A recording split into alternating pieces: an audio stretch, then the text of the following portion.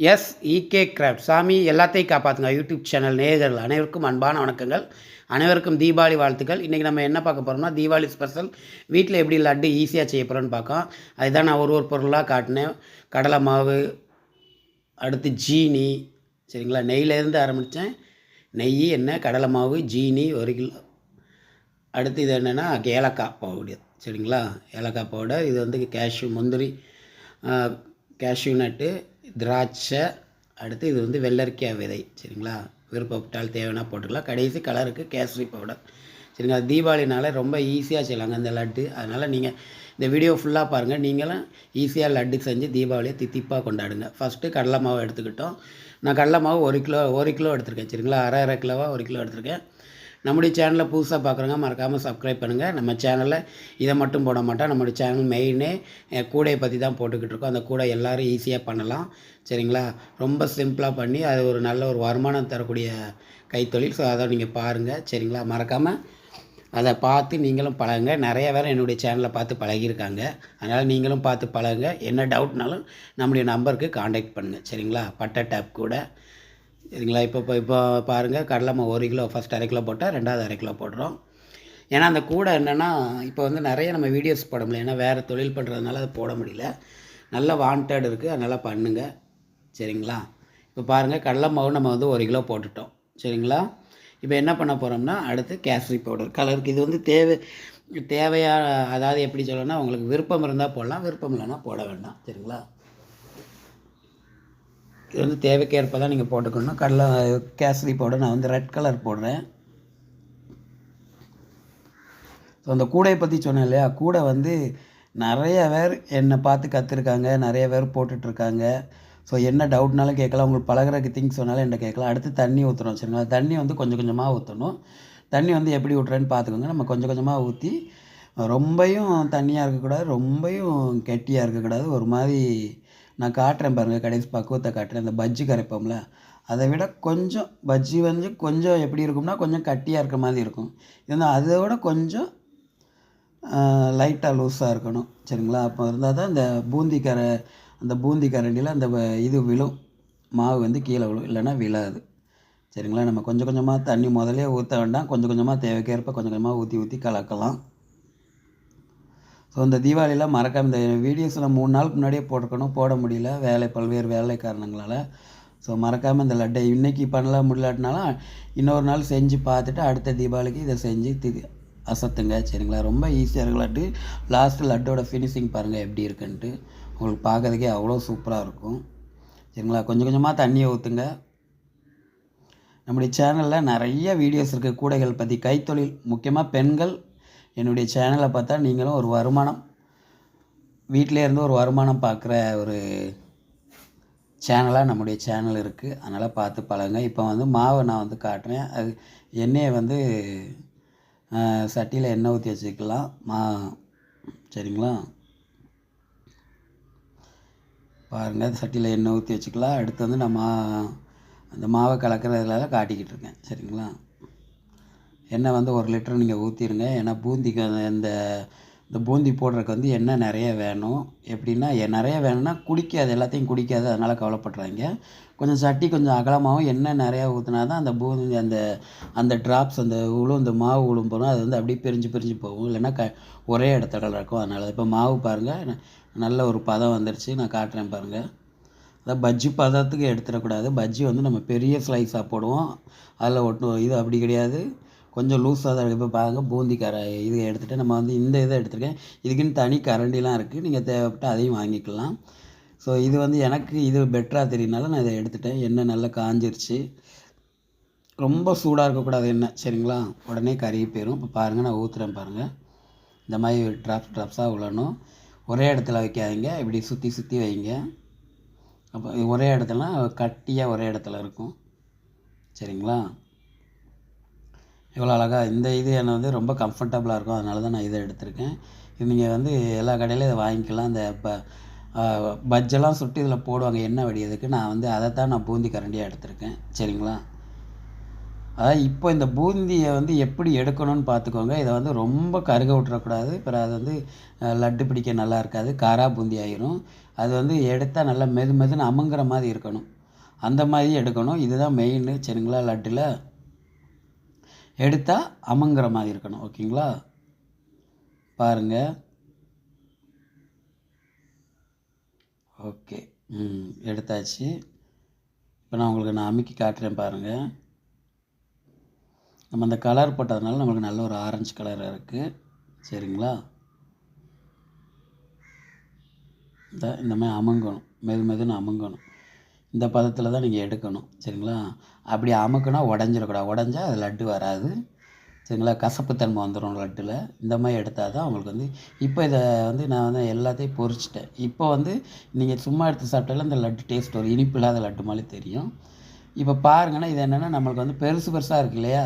இந்த பெருசாக இருந்தால் லட்டு பிடிக்கிறதுக்கு நல்லா இருக்காது. பார்க்கறதுக்கும் லட்டு மாதிரி இருக்காது.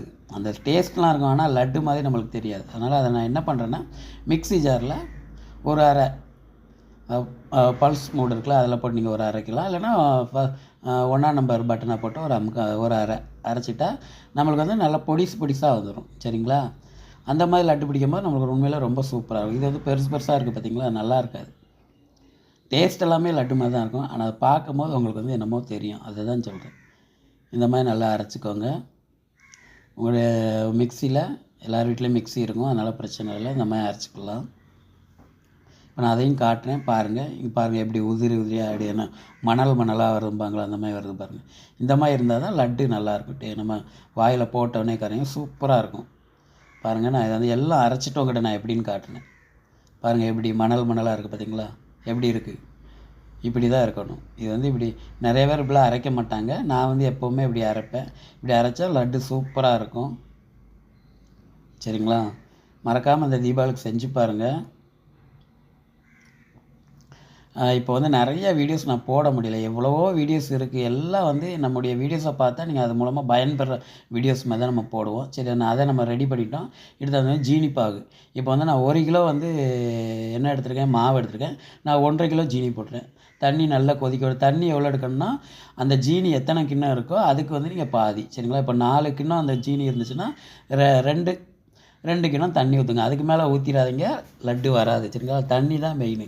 ஜீனியாக அளந்துக்கோங்க. நான் 1.5 கிலோ எடுத்துகிட்டு அதை வந்து கிளாஸில் அளந்துட்டு அந்த கிளாஸில் இப்போ 8 கிளாஸ் இருக்குதுன்னு வச்சுக்கோங்க. 4 கிளாஸ் தண்ணி, அவ்வளோதான். எனக்கு வந்து 4.5 கிளாஸ் இருந்துச்சு. நான் வந்து 2.25 தண்ணி ஊற்றினேன். இப்போ பாருங்கள், நல்ல தண்ணி கொதிச்சோன்னு நான் அதுக்கு முன்னாடி நெய் ஊற்றிருப்பேன். எதுக்கு நெய் ஊற்றுறேன்னா, நெய் ஊற்றுனா அந்த வந்து பாகு வந்து பிசு தன்மை இருக்கும் சரிங்களா. நல்ல ஒரு பிசுன்னு இந்த மாதிரி பிசுன்னு இருந்தால் தான் லட்டு சூப்பராக இருக்கும். அதனால தான் நான் அந்த கொதிக்கிற தண்ணியில் நெய் ஊற்றுறேன் சரிங்களா. இந்த நெய்லாம் ஊற்றுங்க. அப்படி நெய் ஊற்றாமல் இருந்தால் அந்த பாகு வந்து ரொம்ப கட்டியாகிற மாதிரி இருக்கும். இந்த மாதிரி ஊற்றினா உங்களுக்கு பிசு தன்மை கிடைக்கும் சரிங்களா.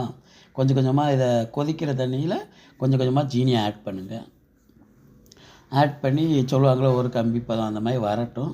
உங்களுக்கே தெரியும், கையில் எடுக்கும் போது அப்படியே பிசுன்னு ஒட்டும். அப்படின்னா வந்துருச்சுன்னு அர்த்தம். அதை வந்து நம்ம அடுத்து என்ன பண்ணுறேன்னு பாருங்கள் சரிங்களா. நான் சொன்ன மாதிரி நம்முடைய சேனலில் எல்லாமே யூஸ்ஃபுல்லான திங்ஸ் தான் போடுவேன். நீங்கள் பார்த்தா நீங்கள் அது மூலமாக ஒரு வருமானம் பார்க்கலாம். அந்த மாதிரி தான் நான் கூடைகள் தான் நான் மெயினாக போடுவேன். இப்போ போட முடியல, அவ்வளோதான் சரிங்களா. ஸோ பார்க்குற நண்பர்கள் அனைவருக்கும் தீபாவளி நல்வாழ்த்துக்கள். மறக்காமல் நம்ம சேனலை சப்ஸ்கிரைப் பண்ணுங்கள். இன்னொன்று, இவர் வீடியோஸே போட மாட்டாருன்னு நினைக்காங்க. பழைய வீடியோஸ் நிறையா இருக்குது. அதை பார்த்தாலே நீங்கள் நல்ல ஒரு அந்த வீடியோஸில் கற்றுக்கிட்டு நீங்கள் ஒரு வருமானம் பார்க்கலாம். அந்த வீடியோஸில் எதுவும் ஒரு டவுட்னாலும் நம்மளுக்கு காண்டாக்ட் பண்ணுங்கள் சரிங்களா. நம்மளுடைய சேனல் கரண்ட்டில் இருந்துக்கிட்டே தான் இருக்குது. வீடியோஸ் தான் போட லேட் ஆகுது சரிங்களா. பாருங்கள், இன்னும் கொஞ்சம் நெய் ஆட் பண்ணியிருக்கேன். அப்போ தான் நல்லா அந்த பாகு வந்து கட்டியாகிரும் தெரியுமா. நீங்கள் அந்த மாதிரி ஆகாது. அப்படி கட்டியாச்சுன்னா லட்டு வந்து பிடிக்க முடியாது, லட்டை வந்து கடிக்கவே முடியாது சரிங்களா. அதனால தான் நெய் ஊற்றுறேன் அதில். ஏன்னா லட்டுக்கு நெய் ஊற்றுனா நல்லது, அதனால் நெய் ஊற்றுங்க, ஸ்மெல்லாக இருக்கும். பாருங்கள், இந்த பாகு வரும், நம்மளுக்கு பிசுன்னு வரும். தண்ணி வந்து மெயின் சரிங்களா. ஜீனி எத்தனை கிளாஸ் எடுத்துருக்கீங்களோ அதுக்கு பாதி தான் தண்ணி ஊற்றணும் சரிங்களா. அதுக்கு மேலே ஊற்றுனா அவங்களுக்கு வந்து ரொம்ப கஷ்டமாக பார்த்துக்கோங்க. பாதியில் கூட நீங்கள் வந்து ஒரு அரை கிளாஸ் கூட குறைக்கலாம் சரிங்களா. இப்போ 4ன்னா நினச்சிக்கோங்க, 2ன்னு ஆச்சுன்னா 2 வந்து ஒரு 1.25 கூட தண்ணி வைக்கலாம். ஆனால் தண்ணியை கொதிக்க விட்டுட்டு தான் ஜீனியை போடணும் சரிங்களா. இப்போ பாருங்கள், அந்த லட்டில் நம்ம ஜீனி பாகை ஊற்றியாச்சு. ஊற்றியாச்சு. நான் அடுத்து என்ன பண்ணுறேன்னு பாருங்கள். இதை நல்லா கலக்கி விட்டுக்கிடணும். நல்லா ஜீனியே எல்லாமே ஊற்றியாச்சு. நம்ம எல்லாத்தையும் இது பண்ணிடணும். அதுதான் தண்ணி அதிகமாகிடுச்சுன்னா இது வந்து நம்மளுக்கு தண்ணியாக தான் கிடக்கும். அது வந்து லட்டாக அந்த உருகவே உருகாது. அதனால் தண்ணி கரெக்டாக இருந்தால் மட்டும்தான் நம்ம வந்து லட்டு பிடிக்க முடியும். சரிங்களா? பாருங்கள், நான் எல்லாத்தையும் கிண்டி விட்டுட்டேன். எல்லாத்தையும் கிண்டி விட்டு நான் என்ன பண்ண போகிறேன்னு பாருங்கள். நல்லா புகை ஆவி பறக்க கிண்டி விட்டுக்கிட்டு இருக்கேன். ஓகே, இப்போவுமே உங்களுக்கு தெரியும் லட்டு எப்படி இருக்குன்ட்டு. ஸோ அதை பாருங்கள். நம்முடைய சேனலை மறக்காமல் சப்ஸ்கிரைப் பண்ணுங்கள். நம்மளுக்கும் சப்போர்ட் கொடுங்க. சரிங்களா? ஓகே, இது என்ன போடுறோன்னா ஏலக்காய் போடுறோம். இந்த டைம் ஏலக்காய் போடுறோம். அந்த சூடில் ஏலக்காய் போடலாம். சரிங்களா? இந்த ஏலக்காய் போடுற வெள்ளையாக இருக்குதுன்னு நினைக்காதீங்க. நம்ம ஏலக்காவை மட்டும் அரைக்க முடியாது. அரைக்கணுன்னா அதுக்கே நம்ம ஏலக்காவை 10 கிராம் தான் வாங்கியிருக்கோம். 10 கிராம் மிக்சியில் அரைக்க முடியாது. அதனால் அது கூட ஜீனி ஆட் பண்ணும், அவ்வளோதான். சரிங்களா? ஜீனி ஆட் பண்ணால் மட்டும்தான் ஏலக்காய் அரைக்க முடியும். இல்லைன்னா ஏலக்காய் 1/4 கிலோ வாங்கினா ஏலக்காவை போட்டு அரைக்கலாம். 1/4 கிலோ என்ன ரேட்டுன்னு உங்களுக்கே தெரியும். சரிங்களா? அதனால் ஜீனி சேர்த்து ஆட் பண்ணிக்கோங்க. இடித்து போட்டோன்னு வச்சுக்கோங்க, அவ்வளோவா இடியாது. லட்டு சாப்பிடும்போது என்ன ஆகும்னா அது வாயில் படும், கசக்கும். அதனால தான் இப்படி போடுது. கொஞ்சம் நெய் ஊற்றிக்கோங்க. எவ்வளோ ஊற்றணுமோ தேவைக்கேற்ப நல்லா நெய் ஊற்றிக்கோங்க. இப்போ இந்த சூட்லேயே தான் நெய் ஊற்றணும். சரிங்களா? சூட்டில் ஊற்றினா தான் அந்த நெய் வந்து இலகும். நீங்கள் வந்து சூடு இல்லாமல் நெய் ஊற்றினோன்னு வச்சுக்கோங்க, அந்த நெய் ஸ்மெல், அந்த நெய் பச்சை நெய், அந்த பச்சை நெய் வந்து நம்மளுக்கு ஒரு மாதிரி சிலவங்களுக்கு பிடிக்காது. இந்த மாதிரி சூட்லேயே ஊற்றிட்டோம்னா அந்த நெய்யோட ஸ்மெல்லு, அந்த எப்படி சொல்ல, அந்த பச்சை ஸ்மெல்லுன்னு ஒரு ஸ்மெல் வரும் நெய்யில். அந்த ஸ்மெல் போயிடும், டேஸ்ட்டும் நம்மளுக்கு நல்லா வரும். அதனால தான் சூட்லேயே நம்ம நெய் ஊற்ற சொல்கிறோம். ஓகேங்களா? நல்லா ஊற்றியாச்சு. இதை வந்து நம்ம வந்து தம் போடணும். முடிஞ்சளவு ஒரு 1/2 hour 1 hour கூட போகலாம், பிரச்சனை இல்லை.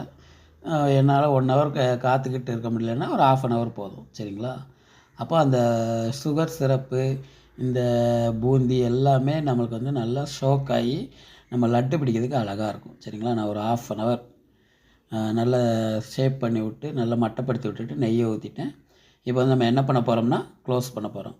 நல்லா அதுக்கு தகுந்த மாதிரி ஒரு மூடி எடுத்து நம்ம வந்து கரெக்டாக க்ளோஸ் பண்ணியிருந்தோம். சரிங்களா? நெய் நல்லா தாராளமாக ஊற்றுங்க. நம்ம வீட்டு இதில் தான் செய்கிறோம், டேஸ்ட்டாக இருக்கணும். அதனால் நான் சுத்தமான நெய் ஊற்றினுங்க. பாருங்கள், இப்போ க்ளோஸ் பண்ண போகிறோம். கரெக்டாக அதுக்கு ஃபிக்ஸ் பண்ணுற மாதிரி ஒரு மூடி எடுத்துக்கோங்க. மூடி எடுத்து நம்ம மூடி வச்சாச்சு. சரிங்களா? அதே மூடியை நம்ம திறந்தாச்சு. இப்போ நெக்ஸ்ட் என்ன பண்ண போகிறோம்னா, இப்போது தம் போட்டு 1/2 மணி நேரம் ஆயிடுச்சு.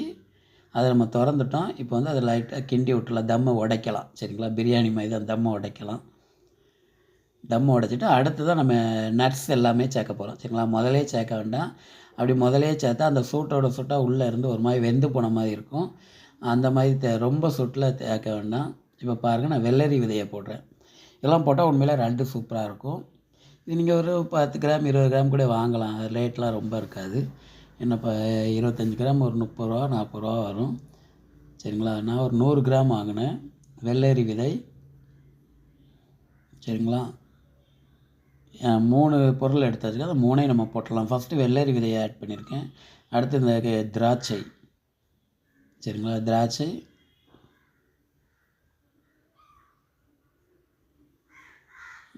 நல்லா எவ்வளோ வேணாலும் போட்டுக்கோங்க. நம்ம சாப்பிட்டது தான் நம்ம சுவையாக இருக்கும். சரிங்களா? ஓகே, திராட்சையும் போட்டாச்சு. கடைசி அண்டிப்பருப்பு, சரியா, கேஷ்யூ நட், அது போட போகிறோம்.